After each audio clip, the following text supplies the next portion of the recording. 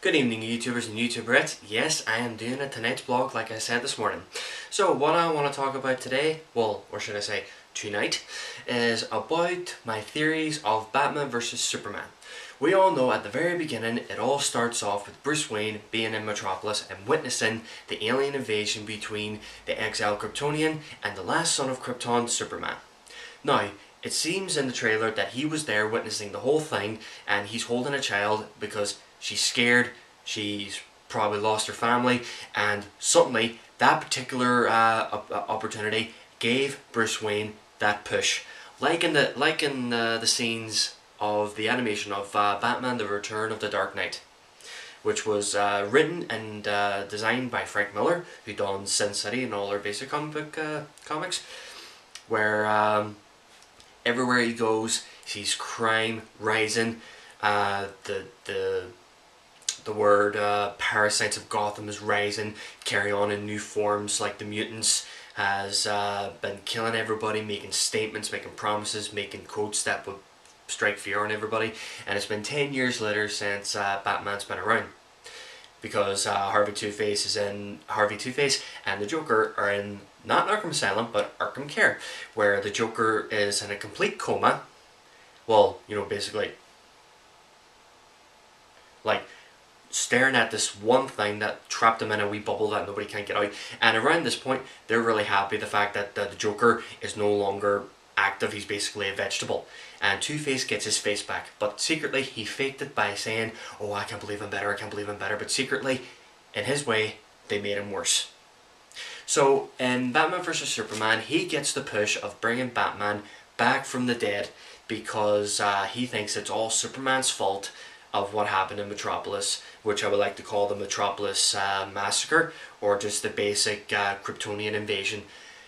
And to be fair, Cal didn't know any of this because he thought he was the only one, and nobody left him a wee Kryptonian message that says, "Oh, by the way, just before you left, we sent away Phantom Zoners, and there's a slight chance when the planet erupts, the Phantom Drive is going to get banjaxed and everybody's going to be escaping from the Phantom Zone." Not Port Roz, of course, the Phantom Zone. So how can you get the blame for that? But when you don't hear the basic story of what's going on, you can see right away where Bruce Wayne is going. So without even hesitating, he goes to his old mansion where it's all destroyed, ruined, basically fire burns and grass rising up like a huge cornfield, walks into the house, goes down to the basement and reopens the Batcave. As you can see with the Batman costume, before he gave it up, it was completely ruined, because if you played Batman Arkham Knight, you get to see the downloadable skin, which you can get for free in the PlayStation Store. You can see right away that you can see like scratches and wee gashes, like say from a knife or a bullet, that looks like it has no damage, but it gives you that excellent authentic battle damage.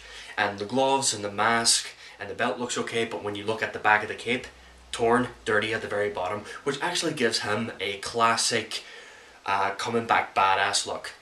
So in my theories, I think the scene starts off where the Senator asks Superman to come to some sort of UN summit, by the looks of it, or we'll stick to that part. He goes in, explains himself what's going on, as everybody asks about Superman, just because he's an alien and he has superpowers, like technically in comics, and quotes from all the superheroes through animation, through video games, through the comics. Everyone knows that Superman is one of the most powerful superheroes ever, especially with Green Lantern, Wonder Woman. All those have really highly most powerful powers, but I say that Superman is the most powerful because he gets his energy from the sun. Say like for instance, DC Universe Online wreaks havoc. Lex Luthor and the gang of villains are taking on the Justice League, the surviving members of the Justice League, and you can see the Green Lantern used his wall power to give himself a bandage because by the looks of it, he injured his arm. And then as you see all Superman, 5 o'clock shadow beard, his cape is torn up, his hair's all over the place, and by the looks of things, he's been standing in that sun for months, weeks, we don't know how long, until he actually heard the screams of his friend Diana, which of course in the new 52 DC comics, those two are an item. And as you can see in Batman Lego 3, you get to see they have the redate, except it gets ruined. But my theory goes that he's sent to the end someone to see why should he be trusted. As everybody knows, we don't know that for sure. But throughout the clips we've seen where the world's flooded, and you see a spray paint of the Superman emblem on the rooftop asking for help, and he's there to help. And a missile, I would say a rocket, to go up to the satellite, that blew up, and he stopped it from causing any more damage. And by the looks of it, you see all these people wearing makeup. It looks like he was somewhere involved in the Day of the Dead or something, I think. And I've noticed they made a huge statue of him, which nearly has the feel of the Death of Superman, where you see a picture of him, a golden statue about, I say about 80-100 feet long statue of him standing doing his classic Superman pose with an eagle on his other arm. So basically it's him with one knee down and one knee up, and basically doing that particular stance. And somebody sprayed false gods or something. I can't really remember the first ever trailer of it. But by the looks of things, Batman is coming out from the grave and to wreak havoc towards Gotham scum. To send a message that he's back, and he's sending a message to Superman. And now, and I don't know if the government is asking him to stop Superman, or he's doing that in his own way, because as you can see in the animation of the Tim Daly and the Kevin Conroy Batman, Superman just shows up in front of Batman and doesn't like his vigilante justice, and that's when he throws a wee bag at him that has the bullet-sized kryptonite at him.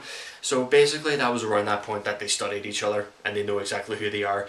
But in Superman's terms, by looking through his identity, I thought that was a wee bit cold. But at least Batman got his own back by placing a chip on his cape and finding out his location and what his secret identity is. So that just shows, okay, you found out my identity, so I'm gonna find out yours. Payback's a bitch, isn't it? So, and that's when Lex Luthor comes in, and by the looks of things, he's waiting for those two to kill each other. And of course, he's probably set that up himself, because after all, Lex Luthor in the comics, in the animation, in the games, you get to see him plotting some fiendish plot. Like in the Justice League Unlimited, you get to see Captain Atom and Superman clashing each other, and the people of Metropolis were taking Captain Atom's side. And while Superman thinks he's doing the wrong thing, and that caused Captain Atom to be separated, and Lex Luthor's plan was working because he was been acting all Mr. Nicey, and he thinks he's doing great, but he's basically being this terrible person. Like in Daredevil, Wilson Fisk is trying to act like this nice, shy-mannered person until you see his true colours. Now, that was basically a crossover metaphor, but that can happen. So, by the looks of things, he's plotting to have those two fight each other and see who would die.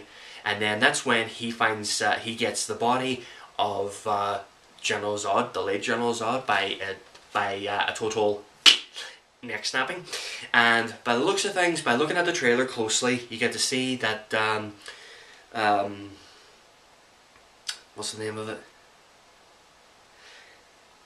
The Genesis Chamber. By the looks of things, they found the remaining parts of the the chamber and puts it back together, and then that's when they started creating Doomsday. But this time, this Doomsday is a lot more different. This Doomsday is less rocky, less stony, and more like Solomon Grundy, because a lot of people was mistaking him for Grundy, because to be frank, he looks a wee bit like Grundy, but he still looks pretty badass. And now this time, Doomsday has laser vision, because of course he has Kryptonian blood in him. Because, well, in the original comics and the cartoons, he was basically this unstable, unstoppable doomsday machine, hence Doomsday. Doesn't take orders from friend or foe. He basically shows up, kills, goes away, and finds another place to destroy. And as you can see, everybody's been thinking, okay, this has to be a dream, or this one has to be bizarre or something.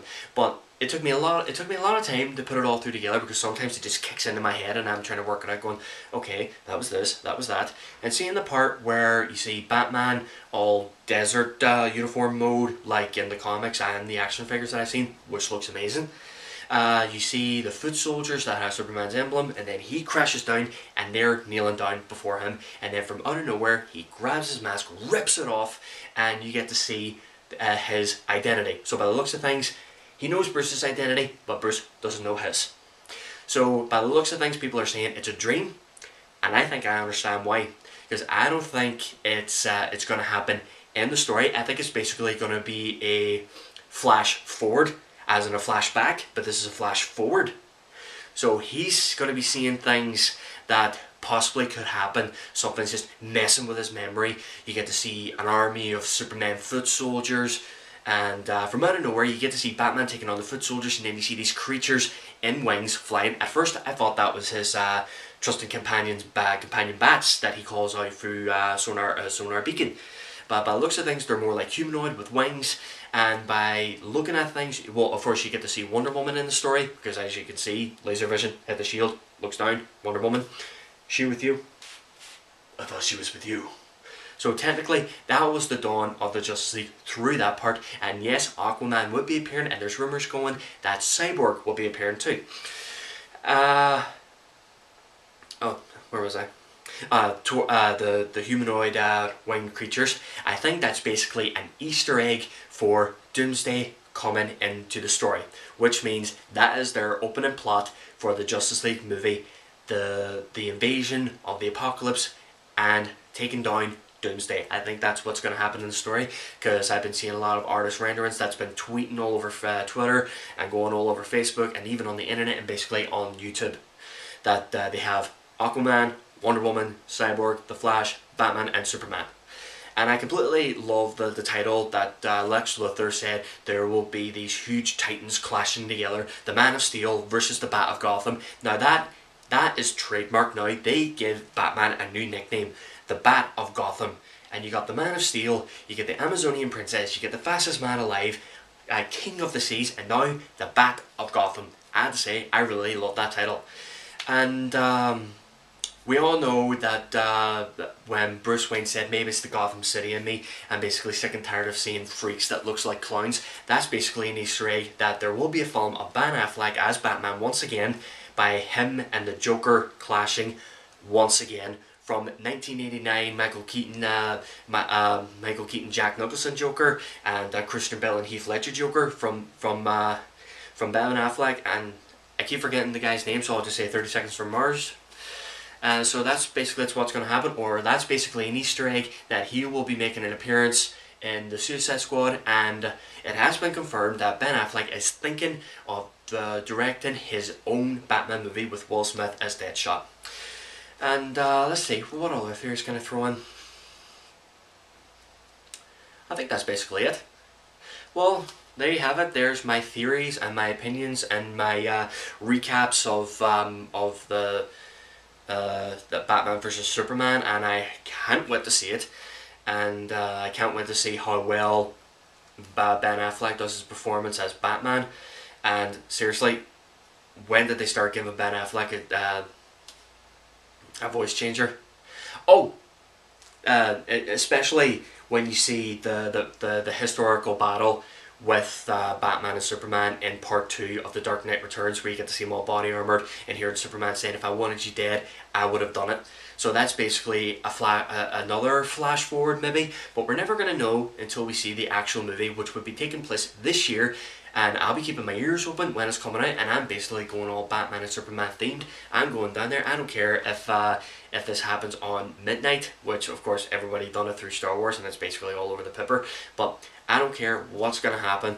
I'm going to be there and I'm going to watch Batman vs Superman. I've been basically waiting since 2006 to happen, because they did say Batman vs Superman, well, basically Batman Begins, Christian Bale, and Superman Returns, Brandon Routh doing Batman vs Superman in 2006. Then that didn't happen, and then 10 years later, 10, maybe 9 years later, Batman vs Superman is happening, which of course it's a sequel for the Man of Steel, which I still find unfair, because I mean, they did an entire trilogy of Batman and now they're redoing it. and Superman just got rebooted again, and The Man of Steel was a fantastic film. I enjoyed it. I couldn't stop watching it the first time it came out. Watched it, got the DVD, couldn't stop watching it, and of course I am a big Batman fan. I have a tattoo here that has Batman and Superman, and I've been a fan of Batman and Superman since I've been able to develop the ability to remember. And I'm a big, huge Batman fanatic. I mean, I have a corner cabinet on the top of my stairs full with Batman related stuff. Especially one of my favourite replicas I have in that cabinet is the Harvey Two-Face from the Dark Knight Two-Face coin. And I play with it all the time, and I have to hide it from my niece because she kept trying to nick it. And I had to hide it in my pocket, and she tries to take it out of my pocket. So basically I had to hide it and keep it away from her. So that is my late night blog that I have sorted out for everybody, and I hope you enjoyed my last video. And finally I did my own thumbtack, you know, the basic wallpaper for the video, and my first attempt of making that little poster was a good attempt, and I hope I get to do a lot more better, and hopefully, oh, and especially I've got 10 subscribers now, so I've got 90 more to go, and that will be my goal through this YouTube channel. That'll be a part of my New Year's resolution for making better videos. So that's basically making better videos and get 90 more subscribers. And I just recently got a new subscriber who's my 10th, who she's also a YouTube blogger herself, and she does a lot of video game blogging which she dresses up like Harley Quinn all the time. And it's going to take me a while to get to know her name a wee bit better, because even when it comes to hearing names for the first time, it takes me a while to get it together. So, without further ado, I am Connor Arms CEO, and wishing you a very happy good night to all you YouTubers and YouTuberettes. So, until then, signing out.